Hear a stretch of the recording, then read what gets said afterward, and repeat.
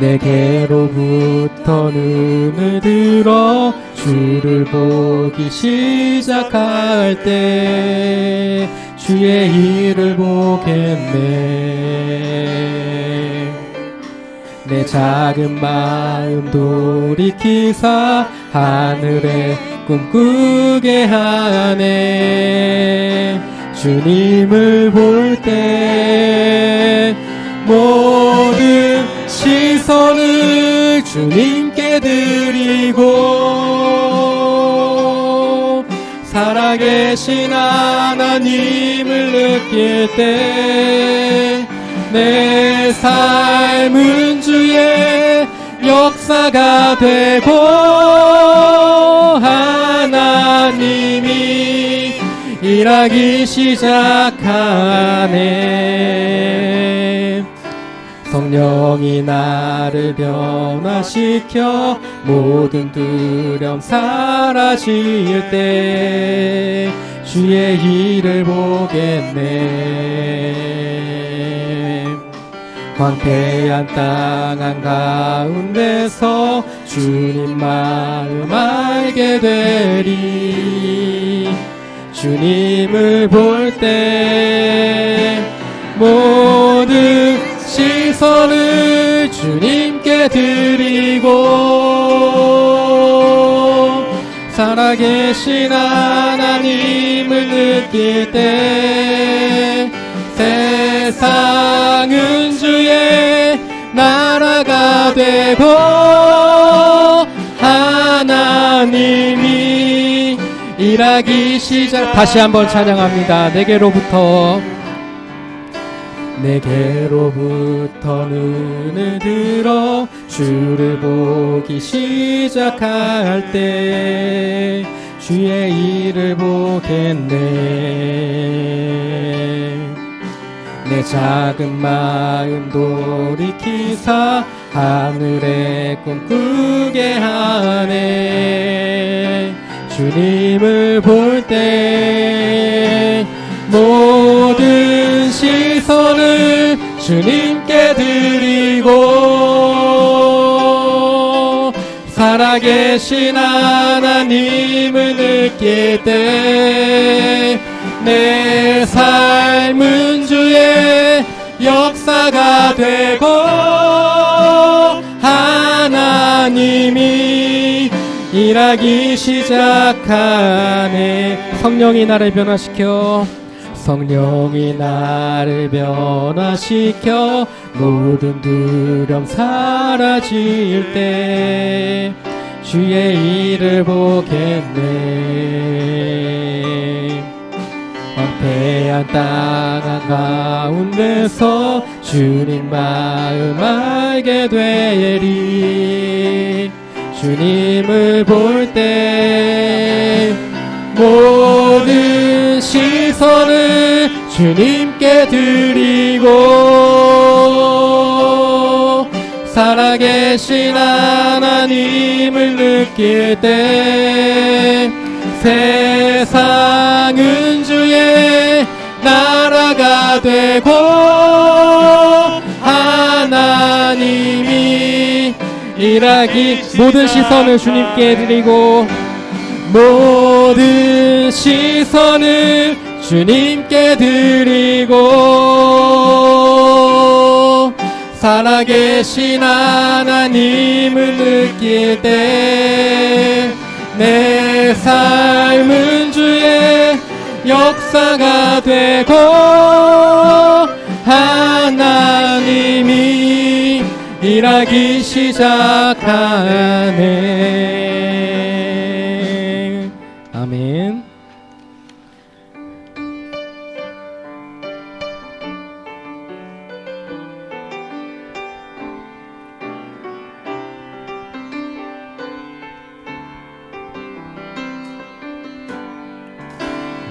내는 주의 영광을 보내 우리 가운데 계신 주님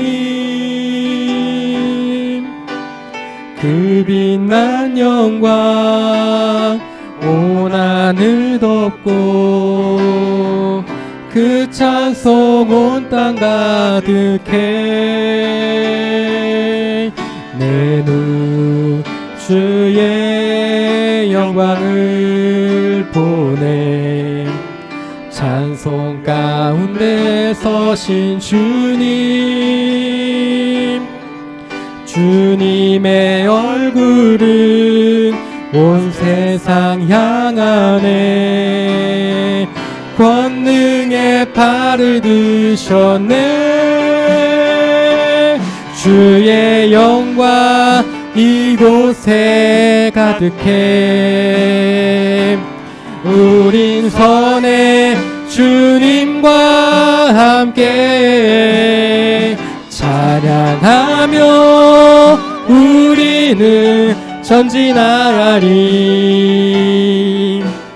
모든 열방 주 볼 때 다시 한번 찬양합니다. 내 눈 주의 영광을, 내 눈 주의 영광을 보네.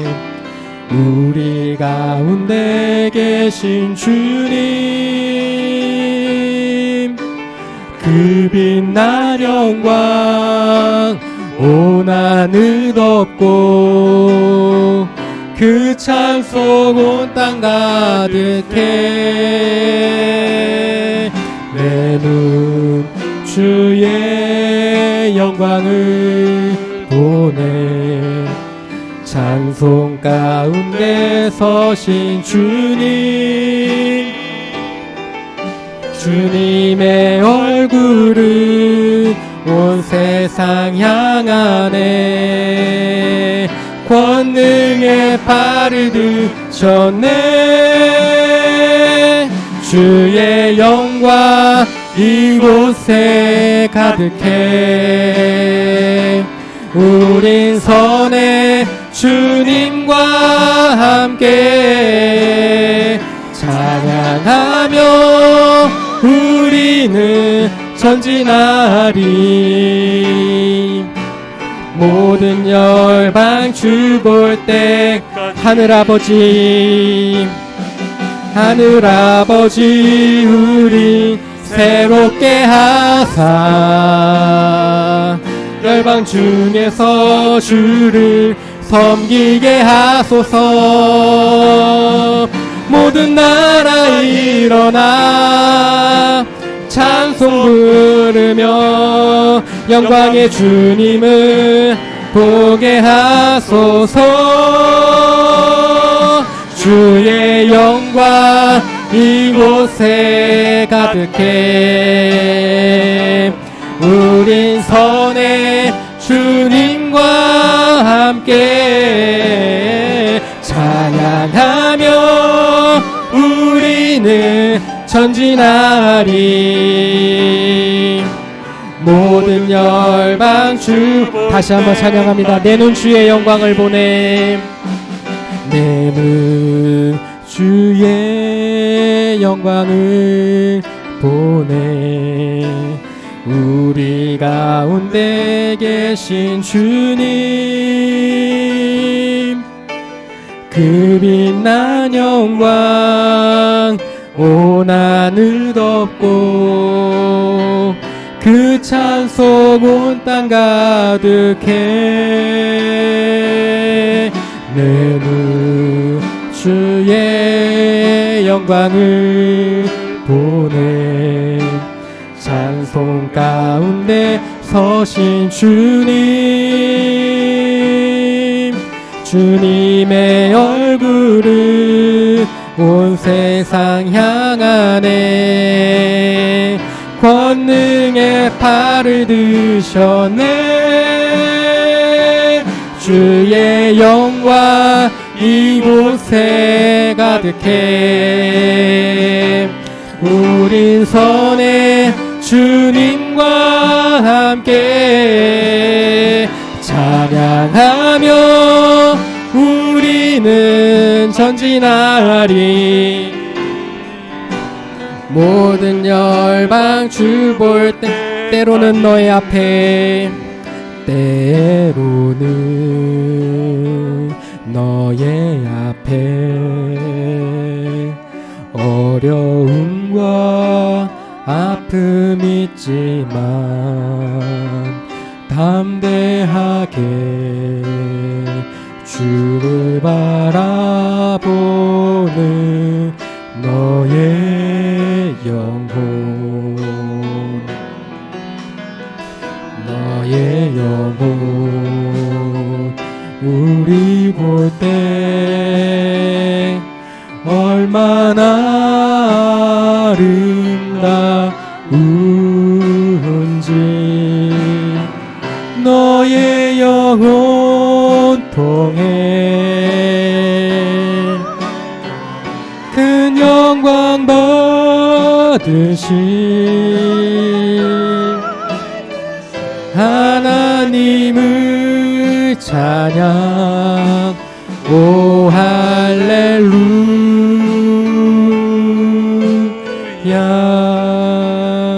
너는 택한 족속이요 왕같은 제사장이요 거룩한 나라 하나님의 소유된 백성. 너의 영혼 우리 볼 때 얼마나 사랑스러운지 너의 영혼 통해 큰 영광 받으신 하나님을 찬양. 오 할렐루야.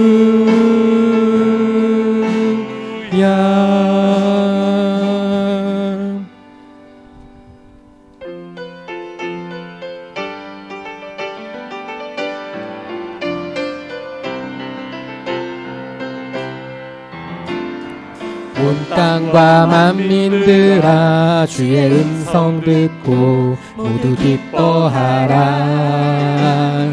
산들과 나무들도 즐겁게 춤추며 함께 손뼉쳐라. 사랑과 정의를 주시는 주 영원한 그의 나라. 좌우에 날이 선 검과 같은 진리의 그분 말씀 승리해. 땅들아 기뻐하라. 죄인 구하시러 주님 오신다네. 십자가 구원으로 우리 물리쳤네 어둠의 세력을. 사랑과 정의를 주시는 주 영원한 그의 나라. 좌우에 날이 선 검과 같은 진리의 그분 말씀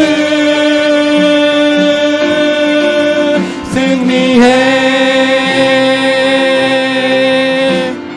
모두 다 소리 높여 주님 찬양해 힘있게 찬양해.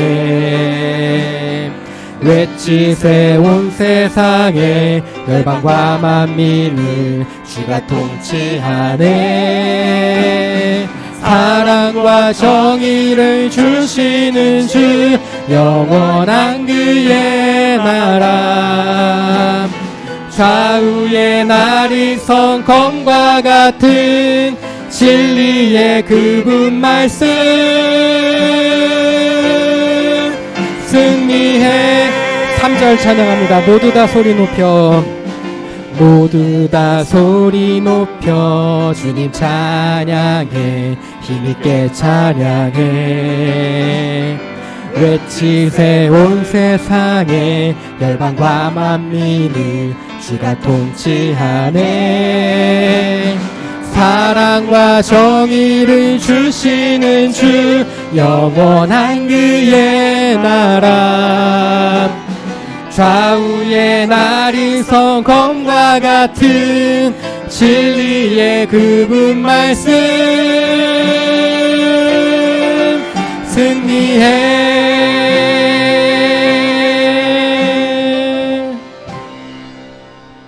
이 시간 다 같이 예배를 위해서 잠시 기도하는 시간 갖겠습니다. 주님, 이 시간 말씀으로 나를 새롭게 하시고 내 영이 울리고 주님 말씀으로 나의 영이 새로워져서 주님과 동행하는 삶을 살아갈 수 있는 귀한 시간 될 수 있도록 인도하옵소서. 이 제목 가지고 주여 한번 외치고 큰 소리로 기도합니다.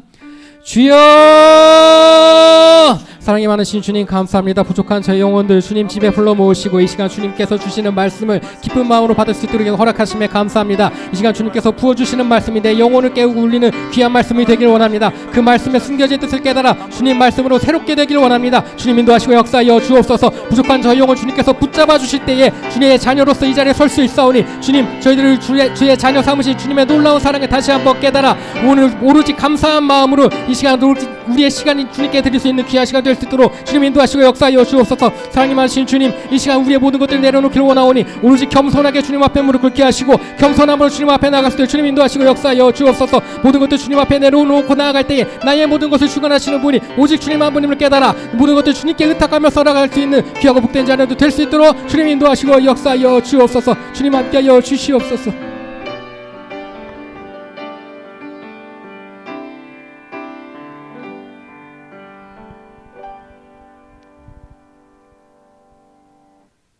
우리의 생명이 되시고 우리의 삶을 주관하신 하나님 감사합니다. 어려운 일상의 어려움으로 마음이 어둡고 답답할 때도 우리에게 빛이 되시고 도움과 오히려를 주시니 참 감사합니다. 우리는 항상 새해를 맞이하면서 주님의 빛 안에서 지내며 주님의 빛이 내 안에서 반사되기를 원하지만 나의 욕심과 연약함으로 빛의 자녀로 살아가기의 어려움을 고백합니다. 자비하신 하나님 손길과 성령님 함께 하심으로 주님의 자녀로 살아가기에 부족함이 없기를 간절히 원합니다. 불의한 종도 자신의 미래를 생각하고 미리 준비하여 하나님의 칭찬을 받았습니다. 하나님, 우리도 현재의 안위와 평안만을 구하는 어리석음을 범하지 않도록 주님의 뜻을 바로 살피는 지혜를 허락하여 주옵소서. 늘 기도하며 말씀에 의지함으로 믿음을 행하여 삶의 변화를 경험하는 우리 모든 성도들의 삶이 풍성하게 되기를 간절히 원합니다. 우리 교회를 사랑하시는 주님, 우리 교회가 예배와 말씀, 기도와 찬양, 나눔과 섬김의 공동체로 날마다 거듭나게 하여 주옵소서. 우리 교회의 모든 사역을 통해 주님의 뜻 이룰 수 있도록 주님의 능력의 주님 함께하여 주옵소서. 우리의 찬양을 기뻐 받으시는 주님, 예수 이야기 찬양단에 복을 주셔서 주님을 찬양함에 기쁨이 넘치게 하시고 함께하는 성도들에게 큰 은혜가 되는 귀한 찬양단으로 세워 주옵소서. 역사의 주인 되시는 하나님, 코로나를 겪으면서 우리 사회에도 또 우리 교회에도 많은 변화가 있습니다. 특히 우리의 어린 자녀들이 예배의 자리에 함께하지 않음이 큰 아픔이 됩니다. 능력의 주님, 우리의 아이들이 세상의 혼란스러운 가치관으로 방향을 잃지 않게 하시고 복음을 바로 알아서 하나님 안에서 주의 성품을 품고 그리스도 예수의 사람이 되게 하여 주옵소서. 먼저 우리가 믿음으로 바로 서서 신앙의 본이 되게 하여 주옵소서. 평화의 주님, 남북으로 대치하고 있는 이 땅의 평화를 간절히 원합니다. 남북이 서로 자극하기보다 용서와 화해, 평화를 일구어 나가도록 우리는 뜨거운 마음으로 기도하게 하시고 정치인들에게는 지혜를 허락하여 이 땅의 정의와 공의가 바로 서도록 인도하여 주옵소서. 오늘 우리의 찬양과 예배를 기뻐 받으시도록 온 정성을 다하게 하시고 목사님 말씀 전하실 때 능력의 주님 함께 해주셔서 목사님 통해 들려주시는 말씀으로 새롭게 한 주를 살아가는데 큰 힘과 위로가 되게 하여 주옵소서. 우리의 길과 진리 되신 예수 그리스도 이름으로 기도드립니다. 아멘.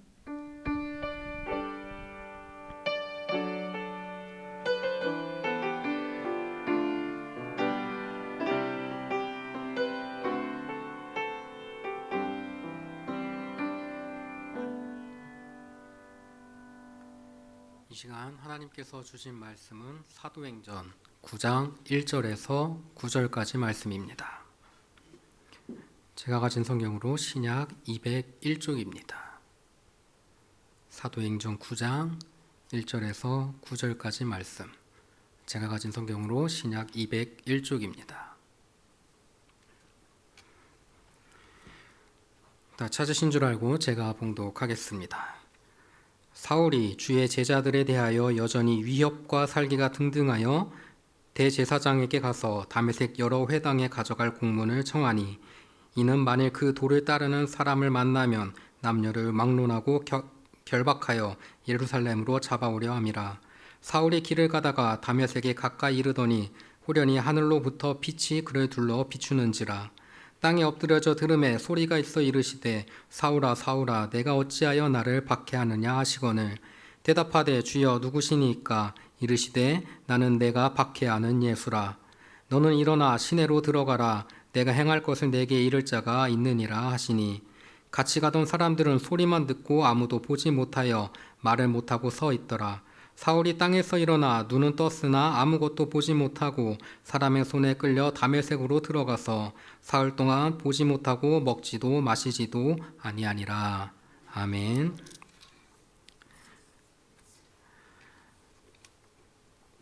모든 시대를 살아간 그리스도인들, 지금까지 많은 그리스도인들이 있을 거예요. 우리의 신앙의 선배들도 있고 몇천 년 동안 예수님을 믿었던 많은 사람들이 있습니다. 그 가운데서 가장 상징적이고 대표적인 그리스도인을 한 명 뽑아보라 하면은 많은 사람들이 아마 사도 바울을 뽑을지도 모르겠어요. 가끔 그런 생각을 해봅니다. 사도 바울이 예수님에 대한 기록을 남기지 않았다면 우리가 지금 이 시대에 예수님을 정말 믿을 수 있는 사람이 몇 명이나 될까라는 생각을 해봐요. 위대한 일을 한 사람만큼 중요한 것이 위대한 일을 전하는 사람입니다. 여러분, 이 시대에 우리는 위대한 일을 하는 사람이 되기도 해야 되겠지만 위대한 일을 전하는 사람이 되어야 돼요. 2000년 전에 놀라운 일을 행하시고 우리를 구원하시고 죽음 가운데서 살리신 구주 예수님을 전하는 일이 사도 바울처럼 우리가 해야 하고 감당해야 되는 일이라는 사실입니다. 어쨌든 사도 바울이 모든 그리스도 교인 중에서 가장 임팩트 있는 사람이다라고 이야기하는 데에는 부족함이 없을 것 같아요. 무엇보다도 그가 불신자였다가 신앙인으로 바뀌는 장면에서 그의 회심은 가장 대표적인 상징성을 갖습니다. 우리는 흔히 믿음이 없는 사람이 마음을 돌이켜서 그리스도를 믿기로 결단하는 사건을 가리켜 우리는 기독교 신학에서 회심이다 라고 말을 합니다. 그런데 우리는 다시 그 회심을 급진적인 회심과 점진적인 회심 두 가지 유형으로 나누어 말할 수 있을 것 같아요. 그리고 급진적인 회심의 대표로는 바울을, 점진적인 회심의 대표로는 바울의 제자인 디모데를 천거할 겁니다. 그러니까 우리 중에서도 바울형 회심을 한 사람이 있고 디모데형 회심을 한 사람들이 있다는 겁니다. 어려서부터 예수 믿는 집안에서 태어나 자라면서 점진적으로 천천히 조금씩 예수를 구주로 믿고 받아들인 경우를 우리는 디모데형이라고 할 수 있고 어느 날 갑자기 어떤 놀라운 사건을 계기로 어떤 특별한 사건을 계기로 스페셜한 한 그 날을 기점으로 해서 나의 마음이 갑자기 딱 주님을 믿기로 바뀌었다면 그게 바울형이라고 할 수 있을 거예요. 둘 다 좋은 겁니다. 뭐가 더 좋고 뭐가 더 나쁘고 그런 거 아니에요. 나의 신앙생활이 어떤 유형인지를 아는 게 앞으로 내가 어떤 신앙생활 방향을 걸어 나가는지 그리고 내가 어디에 흔들리지 않는지 그걸 알 수 있을 뿐이지 뭐가 더 좋고 뭐가 더 나쁜 거 아닙니다. 보통 서로 다 둘이 부러워해요. 바울형 회심을 가진 사람은 신앙의 가족을 가진 디모데 형을 부러워하고요. 디모데 형은 되게 특별한 사건이 없어. 나도 그런 사건이 있었으면 좋겠어 하면서 바울 형을 부러워하곤 합니다. 근데 뭐가 더 좋고 나쁘고 그런 거 아니고요. 그냥 그런 유형이 있다라는 거죠. 그러나 어느 날 갑자기 예수님을 믿게 된 그 어떤 사람에게 있어서 그 경험은 사도 바울과는 다를 거예요. 똑같은 경험을 하는 것이 아니라는 것이죠. 본문에서 바울의 회심 사건을 보도하면서 여러 가지 다양한 것들, 신비한 일들을 열거합니다. 예를 들어서 하늘로부터 빛이 쫙 내려와요. 그리고 그가 땅에 엎드러지면서 들었던 음성들, 그리고 그 소리를 나는 들리는데 그 빛을 나는 보는데 다른 사람은 보지 못해요. 그리고 엎드려졌다가 일어났더니 눈은 떴는데 앞이 보이지 않는 그런 실명을 경험하게 되는 겁니다. 이런 체험들이 동일하게 있어야만 누군가에게 회심이 되었다라고 하는 게 아니라는 겁니다. 성경은 이런 사건이 일어난 곳이 어디라고 말하고 있냐면 다메섹 도상, 다메섹 길 위라고 말하고 있어요. 다메섹이 어디냐면 지금 시리아의 수도이고요. 다마스쿠스라고 합니다. 다마스쿠스. 혹시 다마스쿠스 강철이라는 얘기 혹시 들어보셨어요? 다마스쿠스 칼. 요새 칼도 또 나오는 것 같은데 이렇게 물결 무늬가 이렇게 들어간 이쁘게 생긴 칼이 있어요. 물론 위험하지만 옛날에는 그게 철을 여러 가지 섞어서 접어서 계속 두들겨 가지고 이렇게 무늬가 들어갔다고 하는 그런 칼이에요. 굉장히 유명한 칼입니다. 그런 것이 만들어진 곳이다라고 이야기를 해요. 그 다메섹 도상에서 이 사도 바울이 체험한 것으로 추측되는 그 곳에 뭐가 있냐면은 요즘에 가면은 그곳에 바울 회심 기념교회가 있어요. 그만큼 성경에서 있었던 이 사건이 지금까지 이르러서 굉장히 중요한 포인트라는 거예요. 바울이 그 일을 겪었기에 예수님을 온전하게 전하고 많은 사람이 예수님을 접할 수 있게 됐다는 그 관점에서 바울의 회심은 한 사람의 회심이기도 하지만 기독교 역사에서 굉장히 중요한 포인트가 되는 겁니다. 바울이 다메섹 도상에서 경험한 여러 초자연적인 체험들, 예컨대 빛과 소리, 실명은 그 자체로서 의미 있는 것들이긴 하지만 그 자체가 회심은 아니라는 것을 우리 모두 다 알고 있습니다. 그렇다면 회심의 본질은 무엇인가? 회심은 무엇이 본질인가? 라는 질문을 우리는 할 수 있을 것 같아요. 기독교 회심 사건의 본질은 먼저 이겁니다. 하나님과의 만남. 아무도 예수님을 만나지 않고 구원받은 사람, 회심한 사람, 그런 사람 없습니다.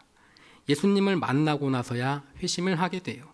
사마리아 여인도 예수님을 만나고 회심하고 삭개오도 예수님을 만나고 나서 회심합니다. 본문의 바울은 예수님을 만나기 전 예수는 그에게 핍박의 대상일 뿐이었어요. 그런데 예수님이 바울을 먼저 찾아오셨습니다. 빛을 동반하고 오셔요. 그는 빛 가운데서 엎드려져서 한 소리를 듣습니다. 오늘 4절 말씀에 보면 사울아 네가 어찌하여 나를 박해하느냐. 이 음성에 사도 바울은 이렇게 말합니다. 대답하되 주여 누구십니까? 주여 누구십니까? 그 질문에 주님은 이렇게 말씀하십니다. 나는 네가 박해하는 예수라. 여러분, 사도 바울이 예수님 박해했습니까? 사도 바울이 예수님을 박해했어요? 사실상 사도 바울이 박해한 사람은 예수님을 믿는 사람들이었지 예수를 박해한 건 아니었다고요. 그러나 주님께서 그가 주의 백성들을 박해한 것이 곧 주님 자기 자신을 박해한 것이라고 이야기합니다. 성경에서 계속 나오는 이야기예요. 가난한 자, 어려운 자, 헐벗은 자, 배고픈 자, 줄인 자에게 먹을 거 주고 마실 거 주고 옷을 입혀주고 이렇게 하는 게 누구에게 하는 것이라고? 예수 곧 나에게 하는 것이다. 굶주린 자를 외면하고 목마른 자 외면하고 헐벗은 자 내버려 두면 곧 예수님을 내버려 두는 것과 마찬가지다. 내 옆에 있는 사람을 예수님과 함께 보는 것, 그게 그리스도인의 가장 기본이에요. 옆에 있는 분 한번 보실까요? 예수님의 모습이 보이십니까? 안 보이셔요? 보이셔야 돼요.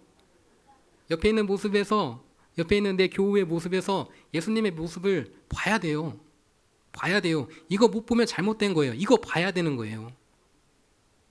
이거 잘못 보면 교회 헛다녔다고요. 내 옆에 있는 사람의 모습을 통해서 예수님의 모습을 보세요. 나를 위해 기도해 주시는 우리 교회 교우님들, 성도님들의 모습을 보면서 나를 위해 기도하시고 눈물 흘리시는 예수님의 모습을 보고 힘들고 고통스러워하는 우리 교우의 모습을 통해서 십자가를 지고 걸어가는 예수님의 모습을 봐야 된다고요. 그렇지 않으면 잘못 다니고 있는 거예요. 내 옆에 있는 사람의 모습이 예수님의 모습이 된다면 미운 마음, 싫은 마음 가질 수 있을까요? 없어요. 여러분, 옆에 있는 사람의 모습을 통해서 주님을 바라볼 수 있길 축원합니다. 하나 또 있어요. 옆에 있는 사람의 모습을 통해서 예수님을 바라봤어요. 근데 옆에 있는 사람이 나를 볼 때도 예수님의 모습을 봐야죠. 예수님의 모습을 봐야죠. 나의 삶이 예수님과 닮아가는 삶이 되어야죠. 제가 예전에 되게 좋아하던 예화 중에 하나가 그거였어요. 한 할머니가 공원에 가서 날씨 따뜻한 봄날에 햇빛 맞으면서 앉아 계시더랍니다. 한 여자 꼬마아이가 막 이렇게 뛰어놀고 있어요. 이 꼬마아이가 좀 힘들었는가 봐요. 그 할머니가 앉아있는 벤치 옆에 와서 쪼르륵 털썩 앉습니다. 그러면 한참 가만히 그렇게 있는 거예요. 그러면 그 꼬마 여자아이가 주머니에서 푸시럭 하더니 사탕 몇 개를 딱 해서 할머니 손에 이렇게 딱 쥐어주고 냅다 도망가요. 그리고 나서 할머니도 자기 집으로 갔고 그 꼬마아이도 자기 집으로 갔어요. 그 할머니의 딸이 그 할머니의 표정을 보니까 오늘 표정이 너무 좋아 보여요. 무슨 일이야? 왜 이렇게 기분이 좋아 보이시지? 그래서 그 할머니한테 할머니 오늘 무슨 일, 어머니 오늘 무슨 일이 있었어요? 라고 물어봅니다.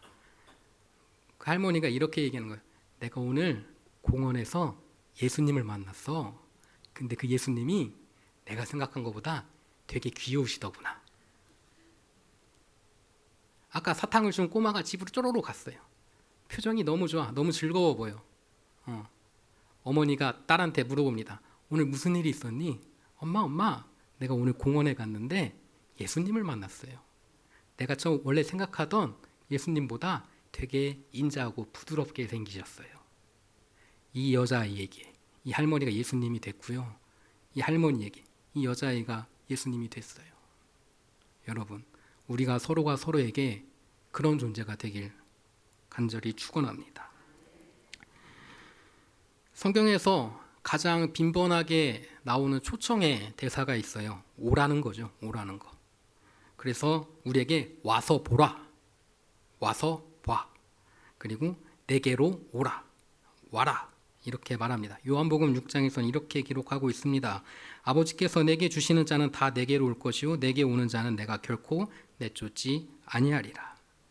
구하면 주시겠다고, 찾으면 찾게 하시겠다고, 문을 두드리면 만나 주시겠다고, 그분이 오늘 우리와 만나길 원하고 계시는 분이에요.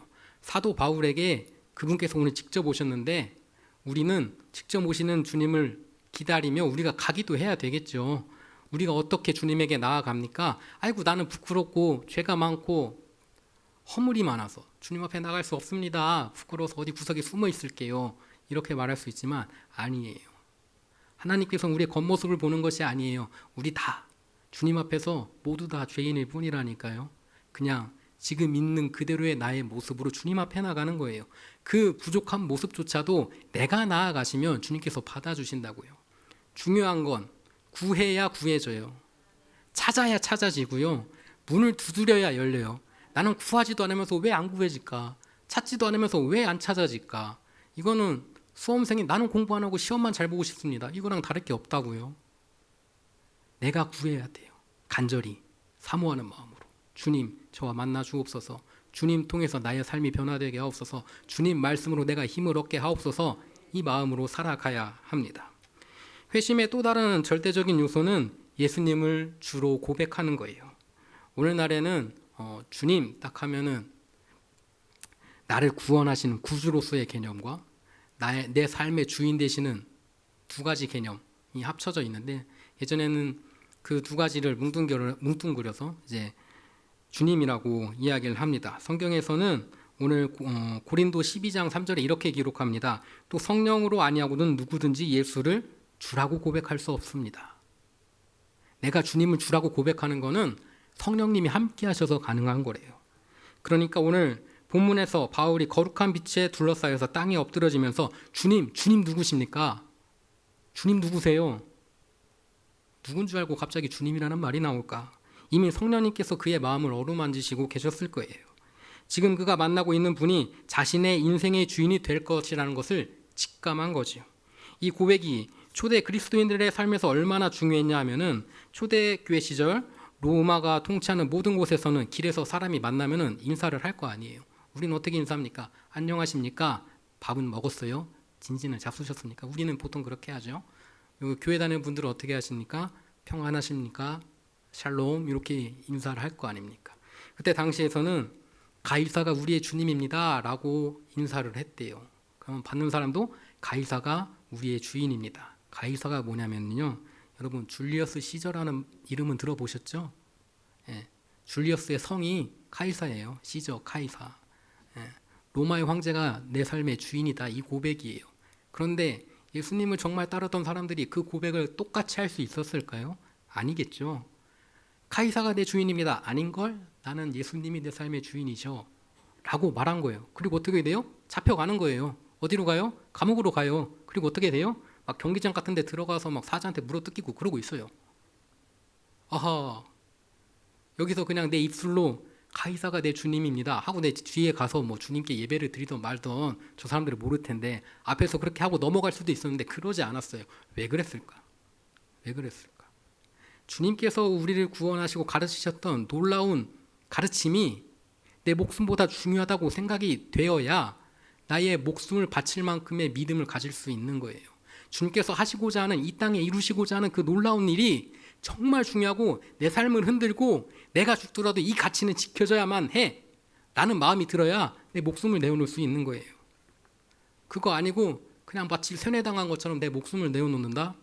좀 안타깝지만 그 순교 아니고 개죽음이에요. 여러분, 내 삶의 그 무엇보다 중요한 가치가 예수님께서 가르쳐 주신 그 모든 것들이라는 것을 깨우쳐야 돼요. 마음으로 느껴야 돼요. 영혼이 흔들려야 돼. 그 말씀이 정말 중요하구나. 내 목숨을 내어놓을 만큼 중요하구나. 이 가르침이 이 세상을 변화시키고 앞으로 내가 살아갈 세상, 내 자녀들이 살아갈 세상, 내 후손들이 살아갈 세상을 아름답게 바꾸는데 거기에 나의 희생을 통해서 그 세상이 조금이라도 이루어진다면 내 목숨까지 내어놓을 수 있어. 이 마음이 있어야만 순교할 수 있는 거예요. 독립운동할 때 우리나라의 독립을 위해서 내 목숨까지 내어놓고 독립운동하던 사람들이 그런 마음이었다고. 그게 아니라면 안타깝지만 헛된 죽음이라고. 가장 기본은 내 인생에서 가장 중요한 것이 주님의 가르침이 되어야 한다는 사실입니다. 주님 말씀이 여러분의 인생에서 가장 중요한 가르침이 되길 바라요. 그 안에 진리가 있고요. 그 안에 놀라운 역사가 있고요. 그 안에 나를 향한 위로가 있고요. 그 안에 나를 향한 주님의 놀라운 사랑이 있습니다. 사랑하는 성도 여러분, 주님의 그 놀라운 가르침을 통해서 내 삶이 변화되고 이 땅에 하나님의 나라를 일구어가는 일꾼이 되어야 할 거예요. 예수님을 주님으로 고백했고 회심까지 딱 했어요. 그렇다면 또 다른 회심의 중요한 것 하나가 더 있는데 뭐냐면요, 열매가 있어야죠. 회심을 했으면 열매가 있어야 돼요. 원인이 있었으니 결과가 있어야죠. 주님 말씀 통해서, 주님의 가르침을 통해서 내 삶의 가장 중요한 것이 바뀌었다면 내 삶이 그대로 될 수가 없어요. 나의 주인이, 내 삶의 주인이 나였는데, 그때 당시에는 내 삶의 주인이 로마의 황제였는데 이제 나의 삶의 주인은 예수님입니다 라는 이 고백이 되면은 지금까지 살아온 대로 살아갈 수가 없지요. 열매가 있어야 돼요. 나의 삶이 변화되어야 됩니다. 사도 바울의 모습이 가장 상징적이에요. 사도 바울은 이 사건을 겪고 나서 이 사건 전과 후가 완전히 뒤바뀐 삶을 살게 돼요. 제가 누누이 말씀드리지만 세례받는다는 것이 무슨 의미예요? 지금까지 잘못 살아온 죄악된 나는 죽고 사라졌고 주님의 보혈로 새롭게 태어나서 새롭게 살아가는 것이라고 말씀드렸어요. 교회라는 것은, 회심이라는 것은, 변화한다는 것은, 은혜 받는다는 것은, 구원받는다는 것은 변화가 있어야 돼요. 근데 이 변화가 참 어렵죠. 쉽지 않아요. 제가 예전에도 말씀드린 바 있는데 여러분, 구원받는다는 것, 구원의 확신, 은혜 받는다는 것, 옛날에 내가 20년 전에 말이야, 30년 전에 말이야, 그때 내가 엄청 뜨거웠는데 그러고 땡! 요거 아니라고 제가 누누이 말씀드렸어요. 은혜는 어제 받고 오늘 받고 내일 받고 모레 받고 매 순간순간이 은혜가 되어야 돼요. 구원은 내가 30년 전에 구원 받았으니 이제 뭐 다 됐지, 그냥 나는 그냥 그 감사해서 그냥 오는 거야. 이거 아니고 어제 오늘 내일 매 순간 구원 받아가는 거예요. 어렵죠. 예전에 한번 딱 맞고 끝났으면 괜찮았을 텐데 코로나 백신 한번 딱 맞고 안 맞았으면 좋았을 걸 계속 맞으러 오라고 하는 것처럼 구원도 은혜도 그 모든 것들이 계속 되어져야 되는 거예요. 그래야만 그 변화된 것들을 유지해 갈 수 있는 힘이 돼요. 사도 바울은 어떻게 변화됩니까? 먼저 그는 그리스도인을 붙잡으러 왔던 사람인데요. 그리스도에게 붙잡힌 삶이 되었어요. 두 번째로 그는 예수님이 메시아라는 메시지를 제거하러 왔다가 예수님이 메시아라는 메신저가 되었어요. 그 복음을 전하는 사람이 되었어요. 그는 그리스도인들을 박해하는 자였다가 이제는 그리스도인들과 함께 박해받는 자가 되었어요. 그는 과거에 누구보다 위에 있는 사람이었고 위에 올라가고 싶었던 사람이었지만 예수님을 만나고 나서 누구보다 밑에 있는 사람이 되었고 누구보다 밑에서 겸손하게 섬기는 사람이 되었어요. 우리의 삶도 주님 말씀이 나의 영혼을 때리고 울리면 나를 위해서 십자가 사건에서 피를 흘리시며 돌아가신 주님을 기억하면 나도 주님처럼 주님과 완전히 똑같이 내 옆구리에 창까지는 못 꼽히겠지만 나의 삶의 자리에서 주님의 길을 따라가겠습니다. 낮은 자를 섬기고 겸손해지며 아픈 곳이 있는 곳에 찾아가고 정의롭지 못한 곳에 정의를 외치며 생명을 살리며 평화를 선포하는 사람이 되겠습니다. 예수님처럼 죽어가는 사람을 산 사람의 자리로 옮기는 일에 함께 하겠습니다.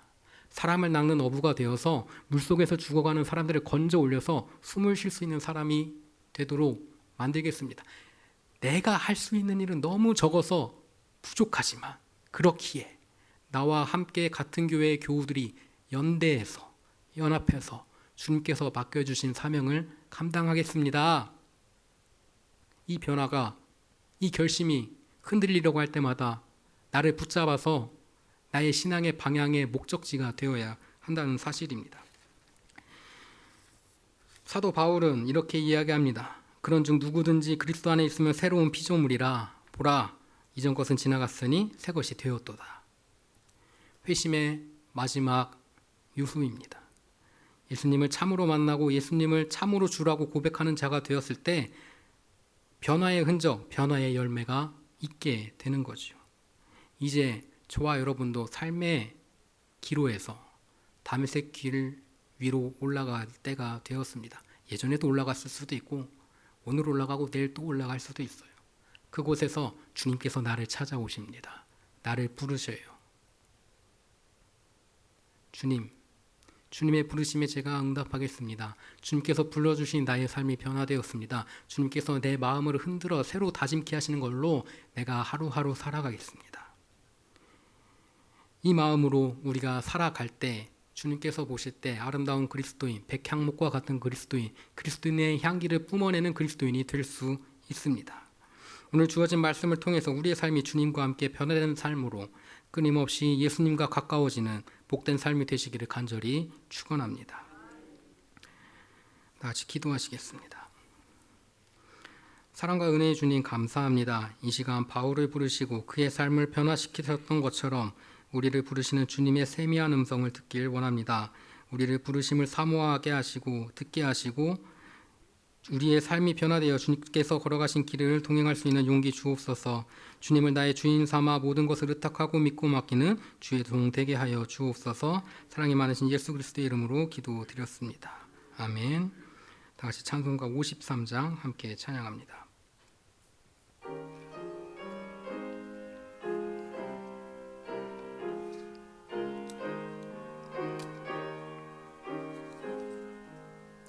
성전을 떠나가기 전 머리를 숙일 때 주께서 함께 계시고 복 내려 주소서. 집으로 돌아가는 길 주동행하시고 내 모든 언행 지켜주소서. 거룩한 날이 다가고 저녁이 되도록 주 우리 맘에 빗대사 내게 시옵소서. 아멘.